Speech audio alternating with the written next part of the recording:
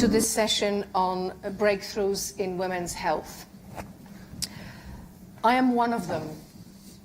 I am one of 3.9 billion women on this planet, and yet women's health continues to be considered as a niche topic.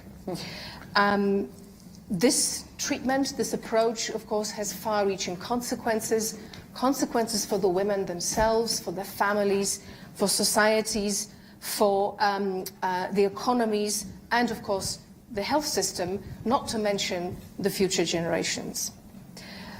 Women continue to experience delayed diagnoses, limited access to appropriate care, and insufficient investment in sex-specific research and innovation, resulting in preventable mortality, morbidity, and loss of economic potential. And that loss of economic potential is estimated to be $1 trillion US dollars globally. But the news is not all bad. In recent years, women's health has reached an inflection point. Breakthroughs such as novel vaccines and medicines developed specifically with women's health in mind, affordable, high-impact maternal care, maternal health interventions, next-generation family planning technologies, and applications of AI to detect and track, for example, cervical cancer, are proving that closing this gap that exists for women's health is possible, but more importantly, is really within reach. Just to give you an example, within the pages of Nature, the scientific journal of which I am editor-in-chief, just last year we published a number of exciting discoveries specifically in women's health. For example, explaining sex differences between skin cancer risk that can be linked to estrogen levels, estrogen's protective effects against kidney damage, as well as, for example, genetic basis for sex differences in depression. So my name is Magdalena. As I already said, I'm editor-in-chief of Nature, and it's a great pleasure for me to lead this very distinguished panel with whom I'll be discussing this important issue of women's healthcare and how to close that healthcare gap. Discovery and innovation are the necessary foundation, but they're not. That's not where the journey ends, of course. We have to translate scientific advances into meaningful population-level interventions and impact. This has to be aligned with leadership. That's absolutely essential. And that alignment has to exist across science, finance, policy, and delivery systems. And we'll be discussing all of this with this esteemed panel. So let me introduce them to you briefly, and then we'll launch into questions. We'll then have questions from you, from the audience. So on my left, we have Orazio Schillaci, who is Minister of Health from Italy. Next to him is Severin Schwan, Chairman of Roche. Then we have Nadia Calviño, President of European Investment Bank. Next to her, we have Sania Nishtar, CEO of Gargee. And then at the very end, definitely not least, we have Gargee Ghosh, President of Global Policy and Advocacy at Gates Foundation. Welcome to all of you. So let me kick us off with a general question looking forward. What would you say, in your view, from your perspective, is the most promising scientific or technological breakthrough that has the greatest potential to close that women's health gap in the next decade? So just 10 years, and I'm going to start with you at that end. Thank you. Thank you for the question and for assembling the panel. Look, to be honest, the greatest innovations from my perspective are the ones that will end up being accessible, affordable, and used by women around the world. I get to work at the Gates Foundation with a range of scientists and technologists who fall in love with their individual innovations and tools, and they are incredibly exciting.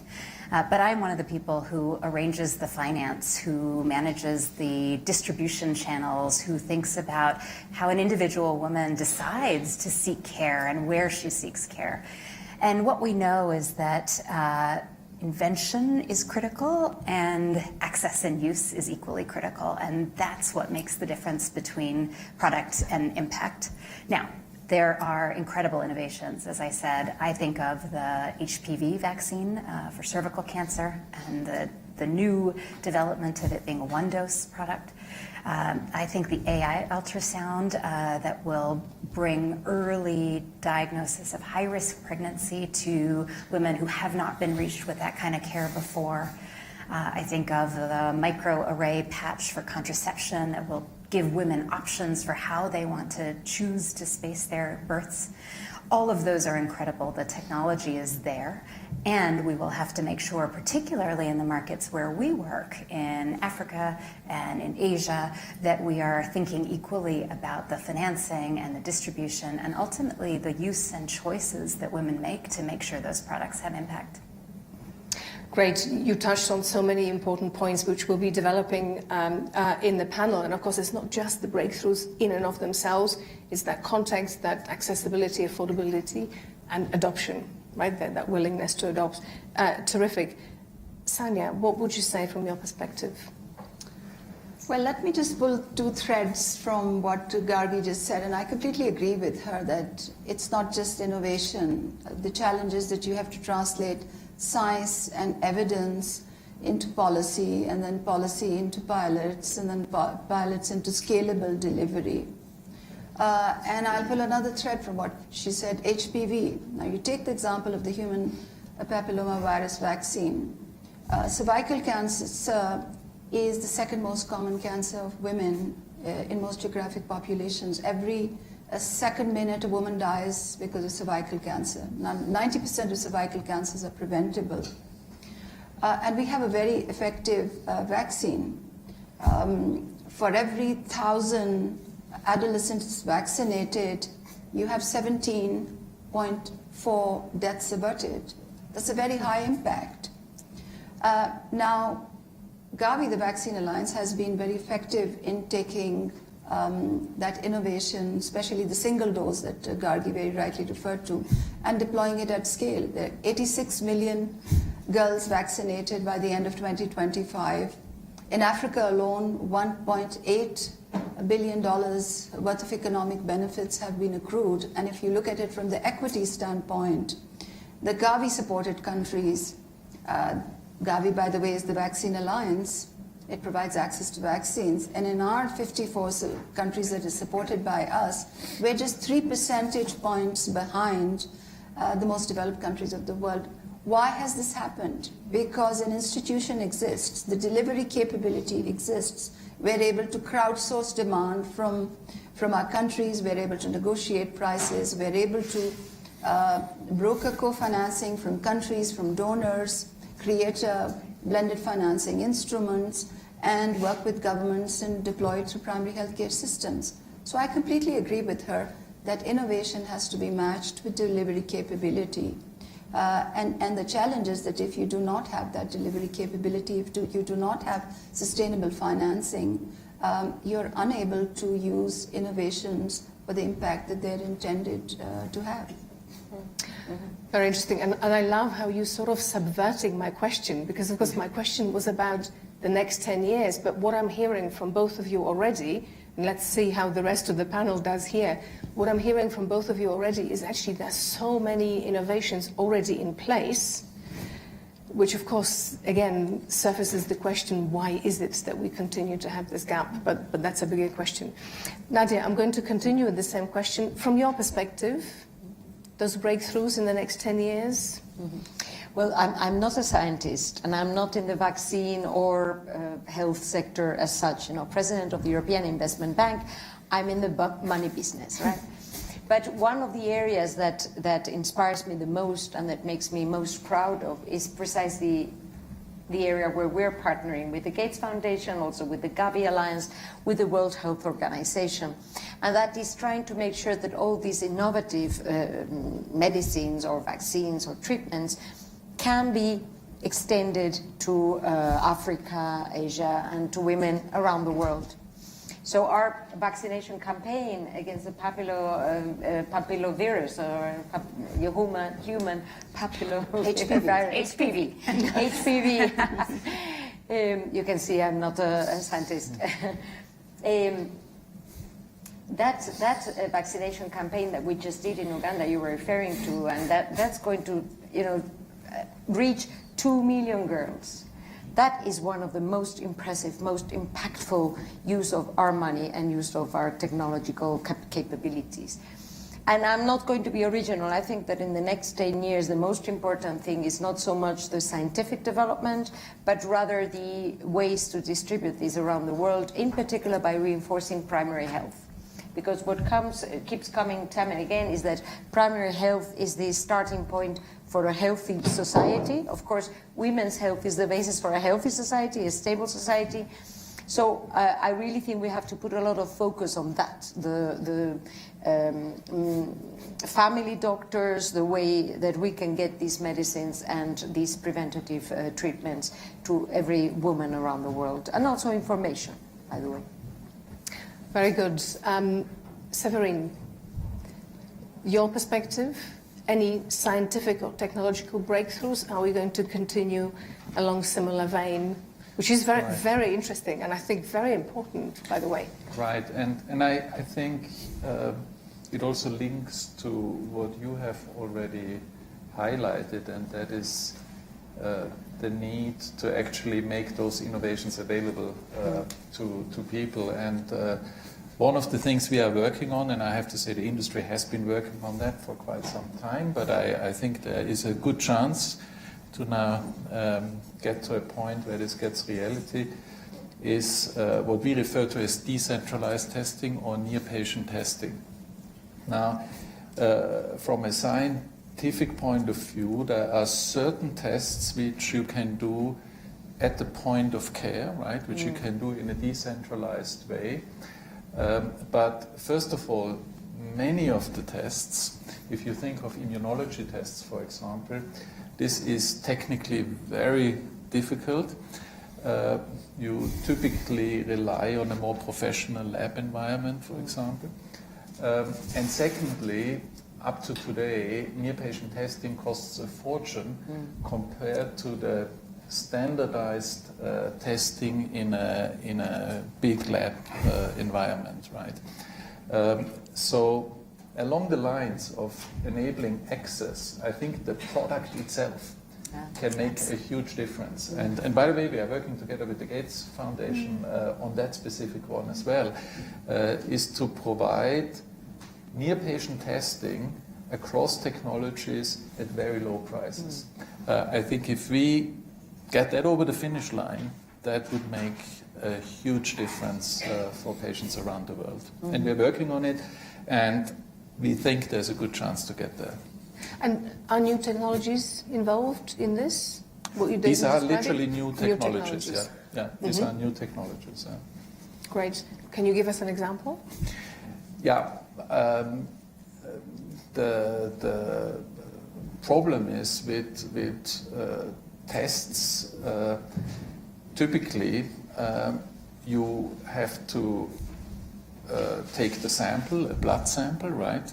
And then you send that blood sample to a lab, or if you can't even send it to a lab, then the patient has to go to a lab. There's an enormous hurdle, right, to do that. And our idea is to bring those kind of tests on a platform where you can take a drop of blood at the primary physician, right? Have a small device and get immediately the result at low cost. So it's not new in the sense of we can suddenly measure something which we can't measure today, but we can do it at a low cost at the primary healthcare point, and that would make a huge difference. Huge difference. Oh, that's a very good example. Orazio, what's your perspective? Yes, thank you for inviting me. First of all, I think that is quite important to change paradigm from reactive medicine to proactive medicine. Then from research, I think that we can increase the number of clinical trials tailored for women. Till now, several trials included more men than women. Third, treatment. Treatment should be personalized, not only for the single patient, but also giving into account sex, gender difference. This is quite important. Then when I think to innovation in this moment, I cannot not mention artificial intelligence. However, my position is clear. I think that artificial intelligence also in this field has potential very, very impacting, but only as augmentation, not as replacement. For an example, cervical screening or breast cancer screening, AI can improve diagnosis, but is of the utmost importance that women access to screening. In Italy, we have this year incremented the age for free breast cancer screening, but access is quite important.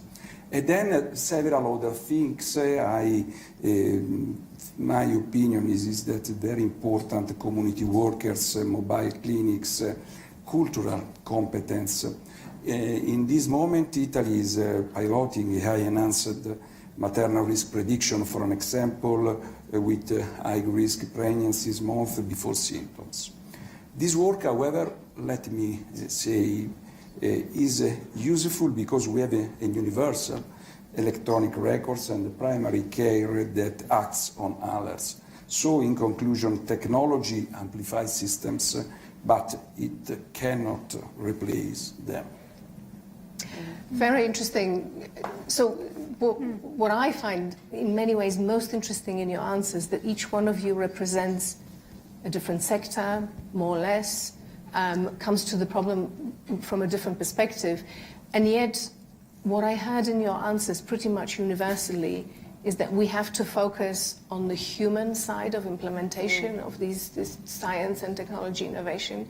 That perhaps some of the most successful interventions do not require breakthroughs in a true scientific meaning or technological meaning.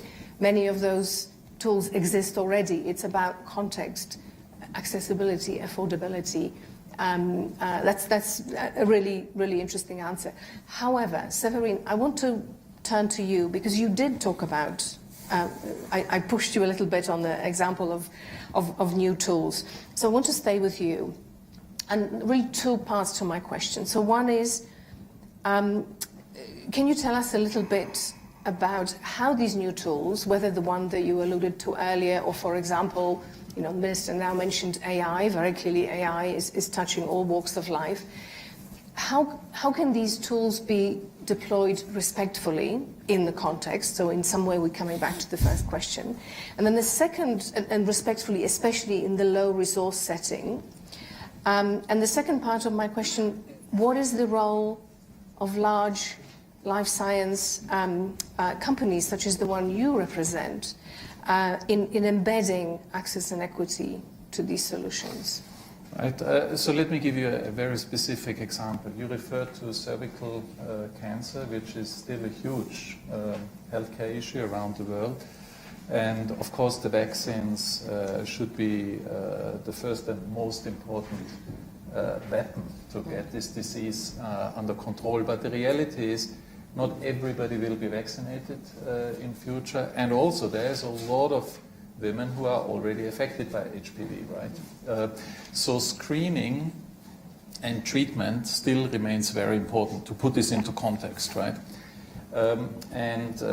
Actually, for cervical cancer, the estimate is that still about 350,000 women die every year, completely unnecessarily, because if you would screen them, if you would find out early enough, you can treat them and you can cure the disease before it even, develops.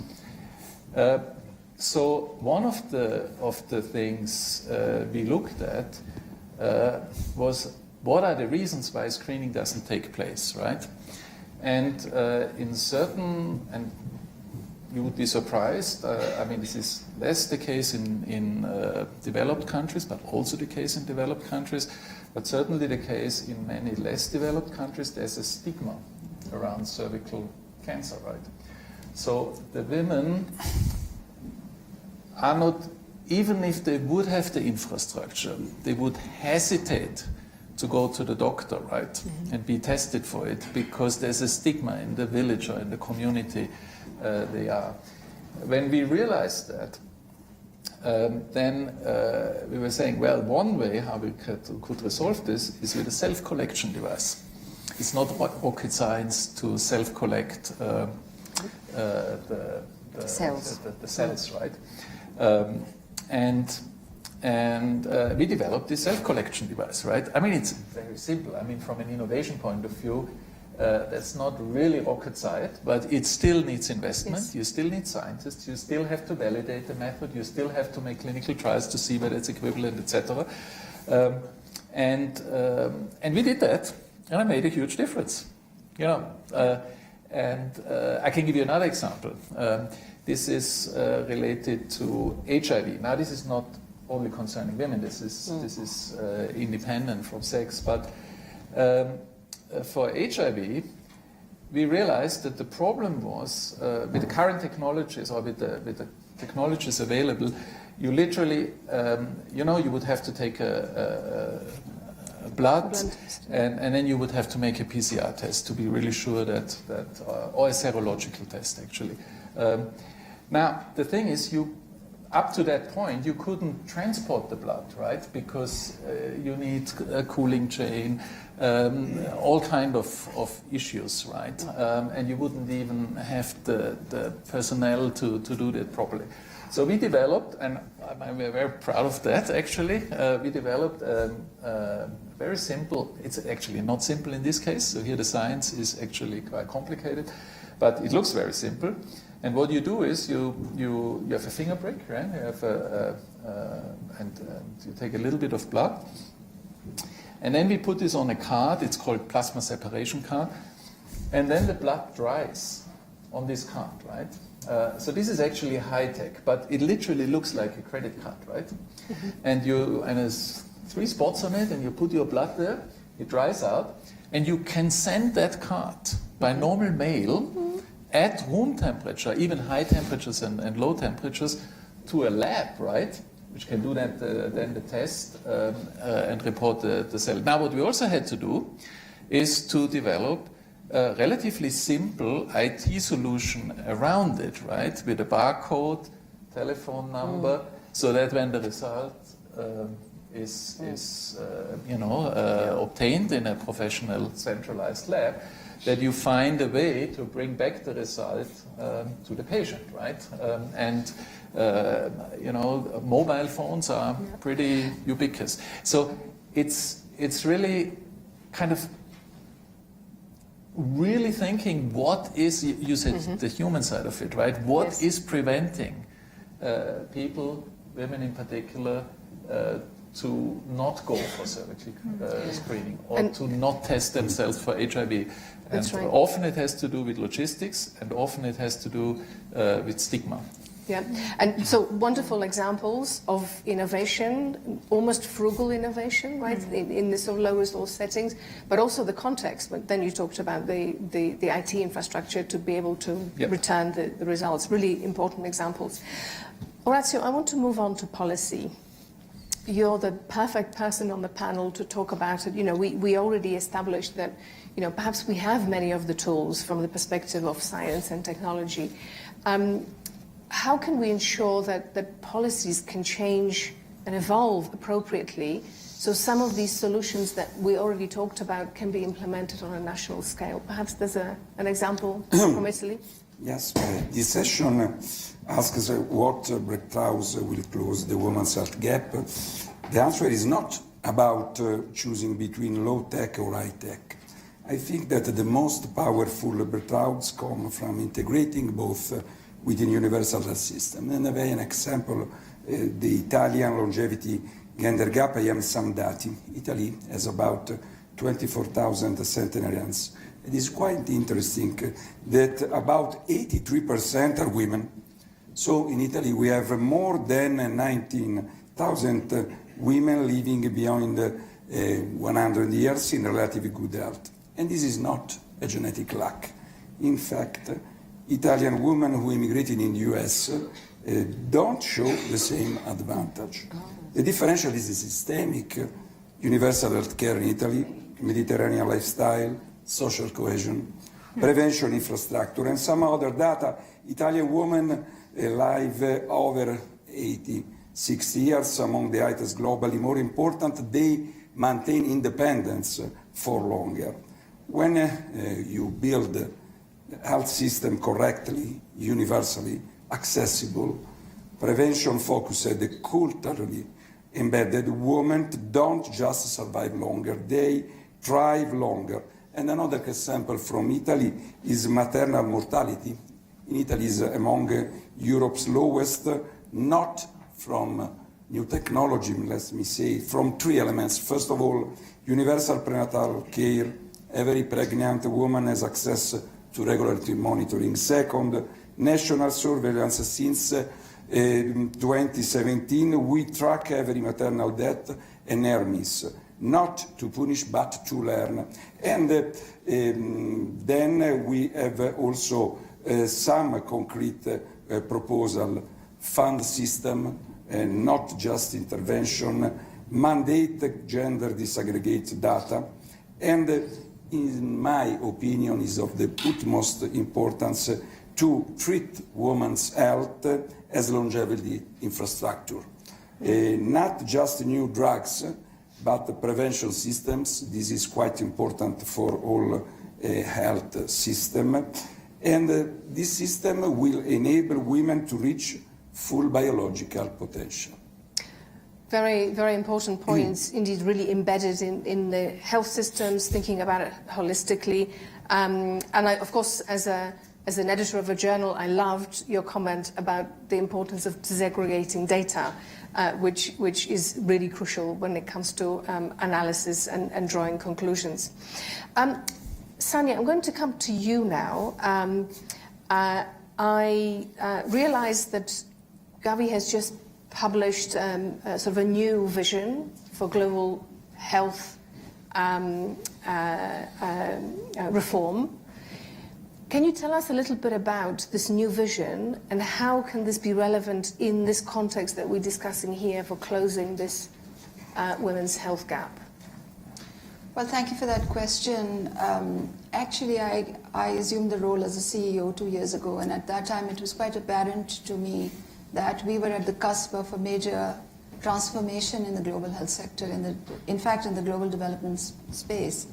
What we're seeing today is effectively the beginning of a very sharp decline in official development assistance, and I think international agencies have to position themselves for working in a very new environment, for existence in a very new context. So our reform, which is called the Gargee Leap reform, was actually designed for that new context. And in fact, this morning a paper was published in The Lancet, which you referred to. We're basically saying this is how we've transformed as Gargee. And in humility, we see that there are lessons for the wider transformation of the global health architecture. And then the paper makes a call for clarity of objectives, the need for a process, the need for setting of principles, and the need for deciding on what's in scope when we talk about transformation of the global health architecture. But relevant to this discussion that we're having, the very important discussion that we're having about women's health, one of the objectives calls for merger at the last mile. Now, what do I mean by that? Because as international agencies, we have a tendency to interact with countries on a standalone basis. And here I put my hat of a former cabinet minister responsible for a ministry back in my own country. And it was very difficult for me to deal with so many different bilaterals, private foundations, multilateral agencies, the World Bank, the UN system. Each one of them wanted their money in a different bank account, their audit as a separate audit. Each one of them had a separate grant cycle, wanted reporting on a different indicator, mobilized different missions, wanted a separate conversation, wanted a separate institutional arrangement, and that fragmentation really fragments the primary healthcare system even further. In fact, there is an appendix to the paper, and that appendix basically tells the story of a woman who goes to a primary healthcare setting and what she's dispensed with. Actually, we require holistic services at the point of care that are people-centered, that have nothing to do with the wish list of international agencies. And I think in this new future that we are stepping into, in which we have already stepped into, we really need a different mode of engagement with countries, and we really need to put power, money, resources in the hands of countries with, of course, the right accountability both ways. And we really have to mobilize and bolster national ownership, national resource mobilization, so that agencies such as us can play roles which are truly advantageous where economies of scale come into play. This is a really powerful example. I think we know that across all walks of life, fragmentation is a key enemy of success and success at pace. But this is really, really powerful example when it comes to healthcare, and of course, women's healthcare is what we're discussing. Thank you for sharing this. Nadia, I'm going to come to you now. Especially in the course of the various answers to the first question, finance came up. And this is, of course, your focus. So let's talk about the financial approaches. What financing approaches? Is it blending finance, outcome-based finance? What would you say, or maybe public-private partnerships, that would be, in your view, most effective when it comes to scaling of maybe some of the solutions we already discussed? Mm-hmm. Thank you very much. I was going to ask for the floor to comment on what they had said, because they were bringing me three thoughts. Mm-hmm. Going beyond this panel, talking about what we're living in Davos this week and what's going on in geopolitics. My first reflection, when you asked, Orazio, do policies matter? How should policies? I was thinking, well, obviously, we are confronted with a jurisdiction that has decided that they don't support vaccines. That is a radical change of policy.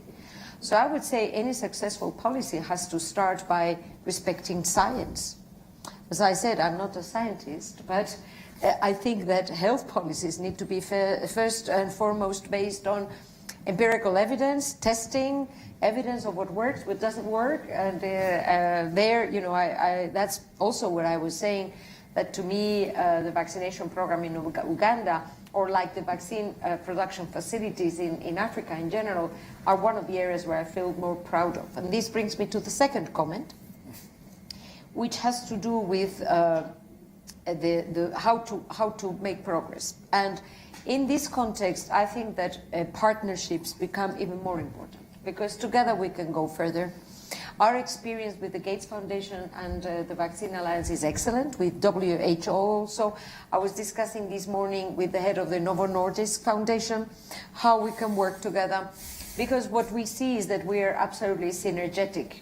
For example, when we're talking about vaccine production facilities in Africa, and we're currently working on 4 different vaccine production facilities, I explained the role of the European Investment Bank as we transform pledges into money. Because, okay, there may be wonderful pledges put by the members of Gavi or WHO, but they are pledges for the next 10 years. But in order to start building a factory, you need the money now. So what the EIB can do is see how to provide this financing, how to do the financial management to get this going. And if we want to leverage the amounts that will be necessary, public-private partnerships are of the essence. We have here an example that works. I think that the role of Gavi federating different institutions is essential. And I also think the role of institutions like the European Investment Bank is also essential to federate, to bring all the donors, to bring all the partners around the table. So that's an area where I certainly can tell you we will continue to work. And then thirdly, I couldn't avoid, and Orazio was referring to Italy. I am Spanish, so obviously one of the things I'm most proud of is also being one of the most longevous countries in the world, in particular for women. I do think the way of life and the quality of the health system is absolutely determining these excellent results. But going beyond Italy or Spain, you know, in these discussions in Davos, there's a lot of discussion on, well, we heard today, energy, and there's a lot of discussion on power, security and defense. There's a lot of discussion on finance. And every time I keep thinking of those areas where I am most proud to be European, and one of them is the health system. Mm-hmm. That's one of the reasons why Europe is the best place to live in the world, particularly if you're a woman, you know. And so I think we also have to emphasize these points every time we come out, because sometimes we put the focus on some areas and we are missing the big point of what makes a difference for citizens, which is at the end of the day what policies are for, right? Exactly. I think there's a wonderful theme emerging, actually, of that sort of systems thinking, if we're going to move the needle. But Gargee, I'm going to come to you. Philanthropies. What do you see as the most important function of philanthropies, especially in de-risking some of the novel approaches? Sure. So we started out very strong and unified on the importance of access. But I want to be clear that I think we need just as much energy on new science. We have many products that need to be delivered. We do not have all the products we need. Science, policy, delivery, all three of those areas are critical. And I think philanthropy can be an actor, but really a catalyst or a nudge for the bigger players to take action in each of those areas. So maybe I'll use maternal health as an example. I like maternal health for two reasons. As an economist, when I was studying, we used to talk about maternal health as an indicator that was too linked to income poverty to see much progress. Women were going to die in childbirth until the countries they lived in were rich. And it turns out that is not true, and we should not have been telling ourselves that because we ignored years of possible progress on maternal health. We now have the tools to make progress on women's health, even in countries that have not moved up considerably on the income ladder. The other reason I like women's maternal health is because it is universal.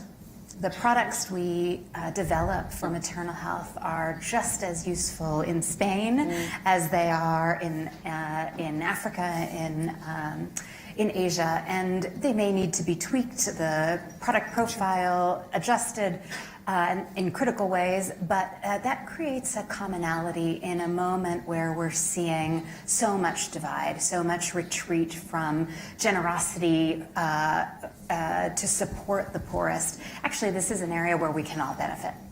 So just to give you an example of what Gates has been doing, we made a commitment last year, $2.5 billion to women's health innovation. And that is a commitment we made to signal the importance of scientific effort in the area. We hope our money makes a difference on product development. We don't know all the causes of high-risk pregnancy. We have a lot of work to do in that area. But more importantly, we hope it signals to R&D companies, to developers, to public funders that this is an area worth looking at.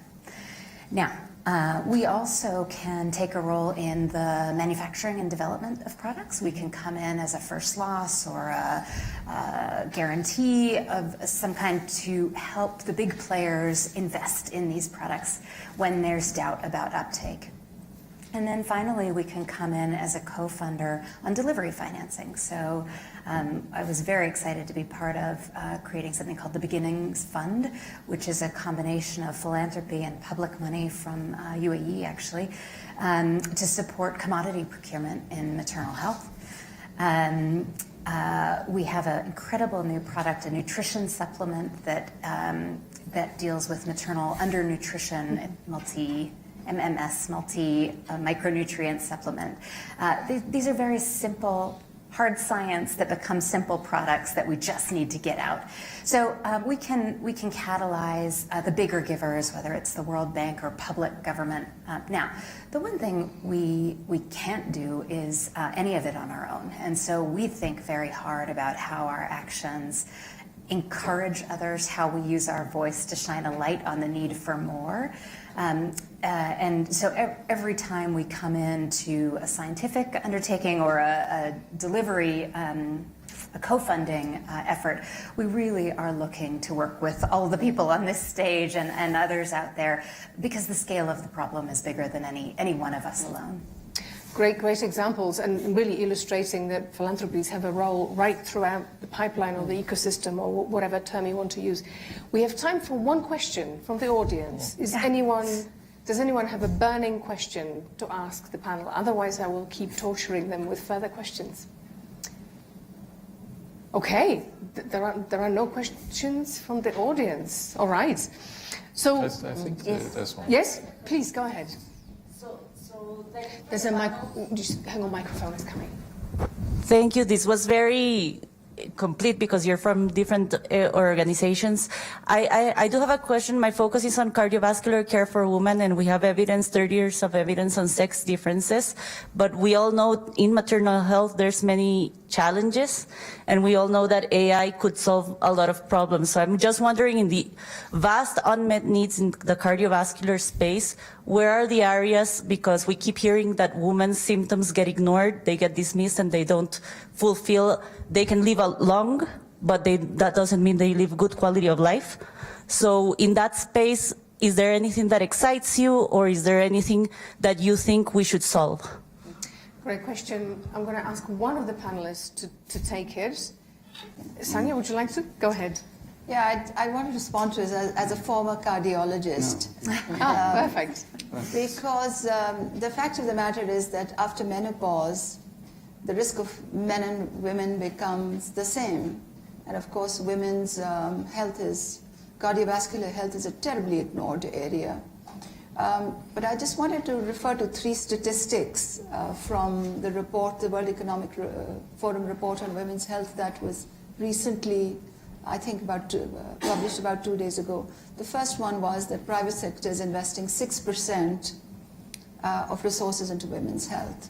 The second is that women live longer than men, but 25% of their life is spent in ill health.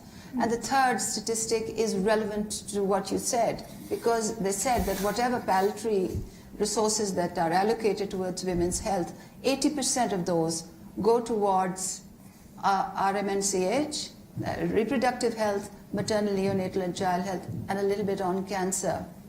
What about osteoporosis? What about cardiovascular disease? What about diabetes? What about autoimmune disease, which disproportionately affects women? What about fractured neck of femur that every 4th elderly woman faces? And I have seen scenes of women on beds, taken away from hospitals, bedridden for life, with bricks hanging from their legs, because this is just not a priority. So, Yeah. So you have perfectly set me up for your final question, because we are unfortunately coming to the end of the session. It's the statistics you gave are really stark, and then you've just listed a whole litany, unfortunately, of conditions which continue to be ignored, even though some of the gaps are being closed today, and we discussed some of these examples and how to accelerate this. So my question to each one of you, and I'm going to ask you for a very brief answer, literally like one word or one sentence, is: we fast forward to 2030, right? There's not that much time left between now and 2030.